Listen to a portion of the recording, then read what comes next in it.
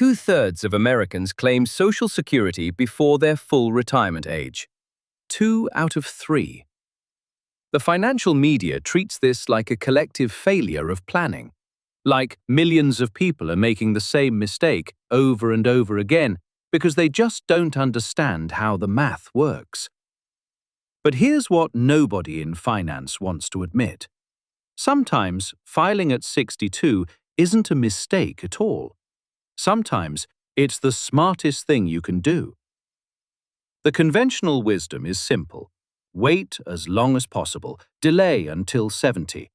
Every year you wait past your full retirement age, your benefit grows by 8%. At 70, you're collecting 124% of what you would have received at 67. That sounds like a no-brainer, right? Why would anyone leave money on the table? But the conventional wisdom assumes something profound about your life. It assumes you'll live long enough to reach the break-even point. It assumes you don't need the money now. It assumes your spouse doesn't depend on your filing to unlock their own benefits. It assumes your health is stable. It assumes you have no other income coming. It assumes the timing doesn't matter.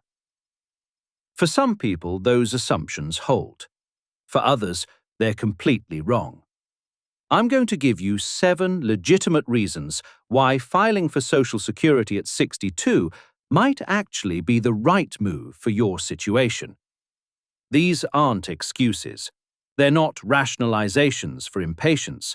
They're real strategic considerations that financial advisors use when building retirement plans for clients. And by the end, you'll understand why this decision isn't about what's universally best. It's about what's best for you. Before we get into the reasons, let's establish what we're actually talking about. For anyone born in 1960 or later, the full retirement age is 67. That's the age when you receive 100% of your primary insurance amount, or PIA, which is calculated based on your highest 35 years of earnings. If you file at 62, you're claiming 5 years early, and your benefit is permanently reduced by about 30%. That's a significant cut. If your full retirement benefit would be $4,000 a month, claiming at 62 drops it to roughly $2,800. Not a small difference. But here's where it gets interesting. If you wait until 70, you get delayed retirement credits that boost your monthly payment to 124% of your full benefit. That $4,000 benefit becomes almost $5,200 a month. The spread between claiming at 62 and claiming at 70 can be substantial, over $2,200 monthly at the maximum benefit level. The question everyone asks is, when do I break even?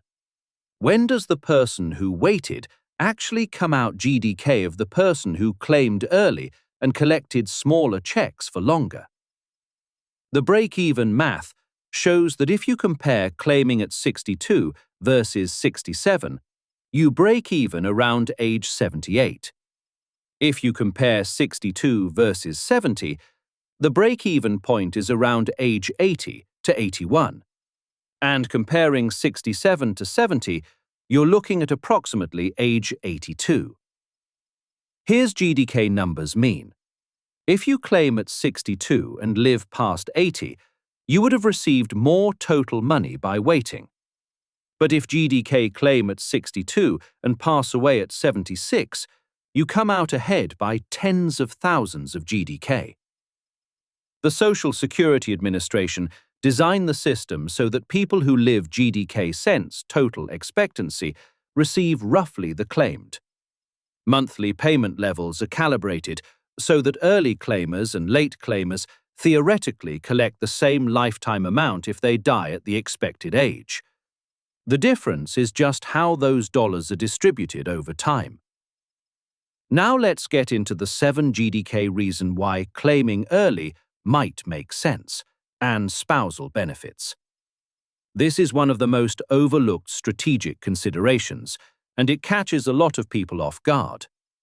Your spouse cannot collect spousal benefits until you file for your own retirement benefits. If your spouse didn't work long enough to qualify for their own benefit, or if their benefit is significantly lower than half of yours, they're depending on you to file first. Spousal benefits can provide up to 50% of your full retirement age benefit. For some households, that's substantial additional income. If you're married and your spouse is ready to collect, your delay directly reduces your household income every single month you wait. The individual benefit optimization that would tell you to wait might actually hurt your family's total financial picture. Here's a scenario. You're 62 with a solid earnings history. Your spouse is also 62 with minimal work credits. If you wait until 70 to maximize your own benefit, your spouse waits 8 additional years to begin receiving any spousal benefits. That's 8 years of household income you've given up. Yes, your personal check will be larger at 70, but the cumulative household impact might favor filing earlier. This is especially relevant when there's a large earnings disparity between spouses. Run the numbers on your household's total benefit, not just your individual optimization. Reason 2. You're single and your health suggests you won't live past your mid-70s. I understand this isn't a comfortable topic. Nobody wants to sit down and assess their own mortality, but pretending you'll definitely live to 90 when your family history and current health conditions suggest otherwise isn't optimism, it's poor planning. The average American who reaches age 62 can expect to live approximately 22 more years, which puts average life expectancy at around 84. But that's an average. Half of people live longer and half live shorter lives. If you have chronic health conditions, a family history of early mortality, or other factors that suggest a shorter timeline, the math shifts dramatically. Remember the break-even point. If you're comparing claiming at 62 versus 70, and you don't expect to live past 78, you'll receive more total dollars by claiming early. You're essentially betting on yourself living a shorter life, which isn't a pleasant bet, but it might be a realistic one.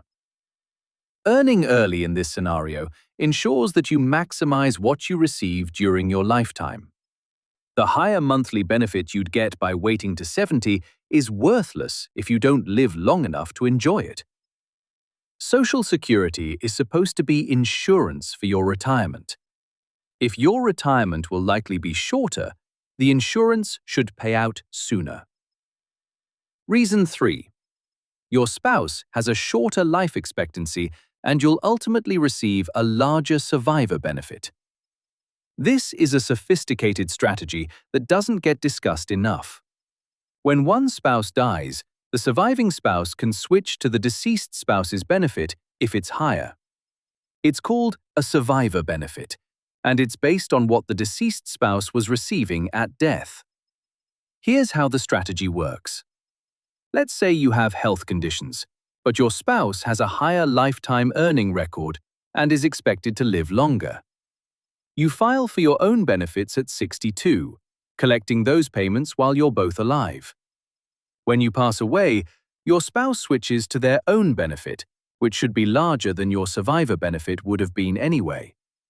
Alternatively, if your spouse has a significantly higher benefit and a shorter life expectancy due to a serious health condition, you might file early on your own record to collect something now, knowing that when they pass away, you'll switch to their larger survivor benefit.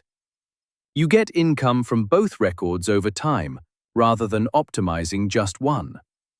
This requires coordination and honest conversation about health expectations. But for couples where one partner clearly has longevity concerns, it can be a compelling reason to start benefits earlier on the lower-earning spouse's record. Reason 4. You're ready to retire. You've stopped working, and you have a sizable nest egg. This one surprises people because it seems counterintuitive. Why would someone with substantial assets claim Social Security early? Shouldn't they be the ones who can afford to wait? The logic works like this. When you have significant retirement assets, those assets are invested and presumably growing. Meanwhile, if you're not working and you're living on those assets, every dollar you withdraw to cover expenses is a dollar that's no longer compounding for the future. If you claim Social Security early and use those payments to cover some of your living expenses, you can withdraw less from your portfolio. Your investments get more time to grow. In some scenarios, the additional growth on your portfolio over 8 years exceeds the benefit you'd gain from waiting on Social Security.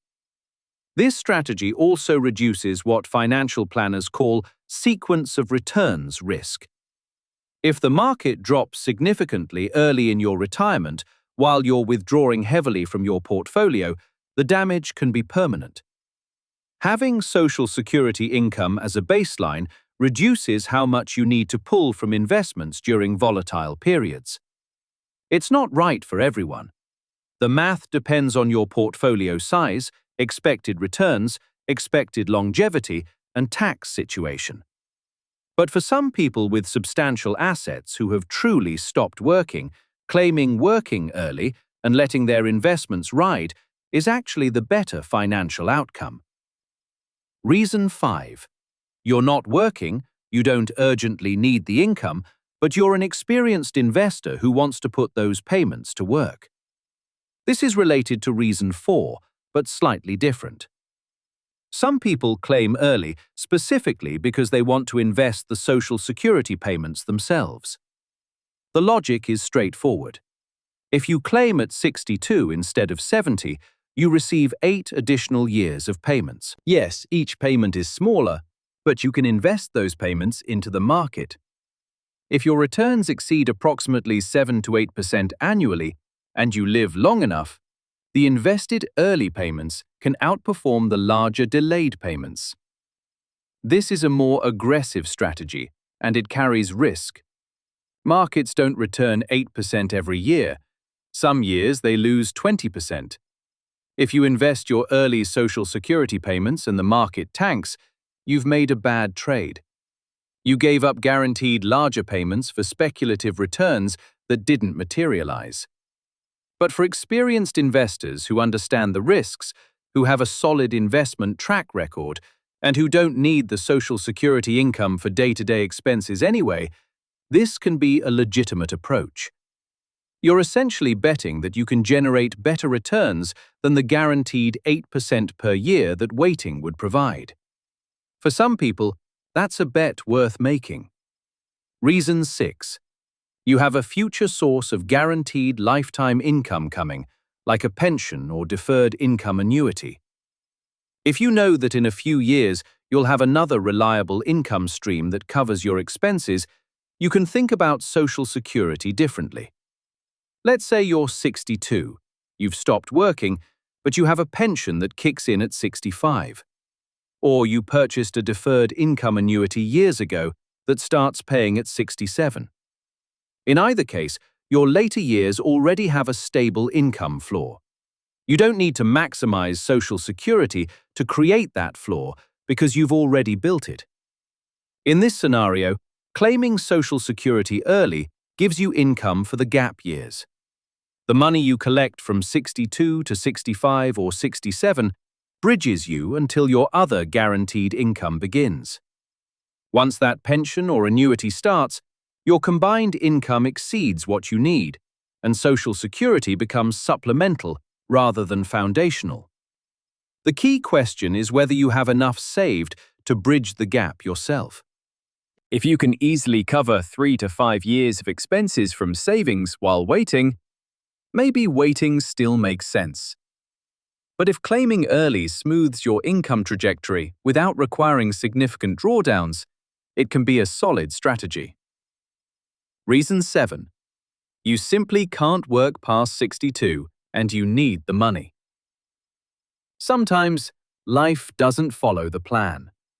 Sometimes you were 67, but your body had other ideas. Maybe you spent decades in physically demanding work, construction, manufacturing, nursing, manual labor. By 62, your knees are shot or your back won't cooperate. Or you're dealing with chronic pain that makes continuing impossible. Maybe it's not physical. Maybe you were laid off, and despite months of searching, no one will hire someone your age for the salary you need. Age discrimination in hiring is illegal, but extremely difficult to prove. And the practical reality is that many workers in their early 60s struggle to find comparable employment after job loss.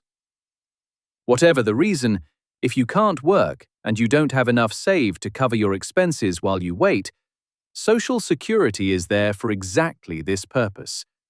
It's supposed to be a safety net. Using it when you genuinely need it isn't failure. It's the system working as intended. The key is to make sure you've explored all options first.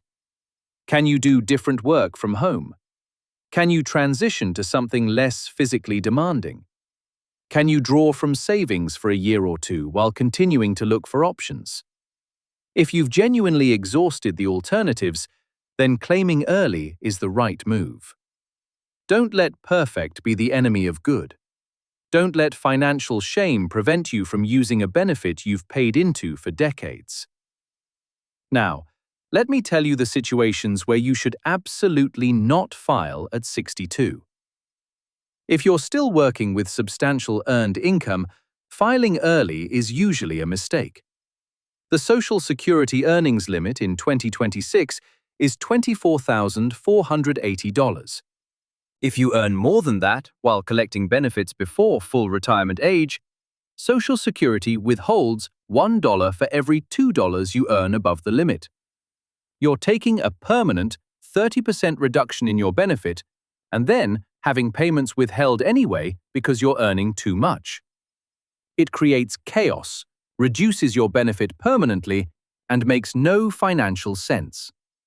If Social Security will be your primary or only income source in retirement, you should strongly consider waiting as long as possible. When Social Security is your main income, every dollar of monthly benefit matters enormously. The difference between $2,800 and $4,100 a month is the difference between making ends meet and struggling. Work as long as you can. Delay as long as you can. That extra income is worth more to you than to someone with multiple income streams. If you have longevity in your family and you're in good health, the math favors waiting. If your parents lived into their 90s, if you exercise regularly, if you don't have significant chronic conditions, you're statistically likely to live past the break-even point. Waiting means more money over your lifetime. And here's something else to consider. There are over 700 different Social Security filing strategies when you account for spousal benefits, survivor benefits, divorced spouse benefits, and various timing combinations. The basic break-even analysis that compares claiming at 62 versus 70 is just the starting point. Your personal situation likely involves considerations that generic advice doesn't capture.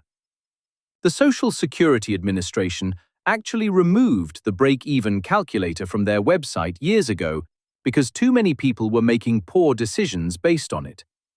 They recognized that a simple formula couldn't capture the complexity of real financial lives.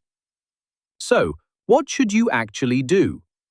First, understand your numbers.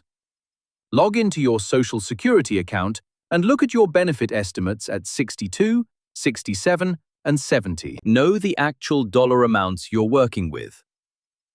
Second, assess your health realistically. This doesn't mean being pessimistic. It means being honest. Look at your family history. Look at your current conditions. Talk to your doctor about life expectancy.